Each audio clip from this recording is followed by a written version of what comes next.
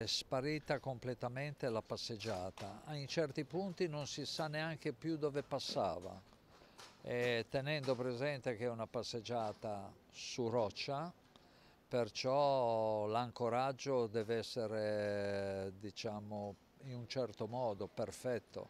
Sia la parte di ponente che di levante della passeggiata. Tanta parte di ponente e di levante, purtroppo quando viene quel tipo di mare lì che entra anche in Rapallo, in Santa Margherita, ci distrugge parecchio. L'altro mare di Velta crea dei problemi alla ringhiera, invece qui ha creato dei problemi anche alla struttura. Ecco, adesso in piazza è arrivato il mare, fino in In piazza. piazza è arrivato il mare, ci sono dei ristoranti che è arrivato dentro, che l'hanno sventrati. Ora non faccio di nomi, però hanno avuto dei danni enormi.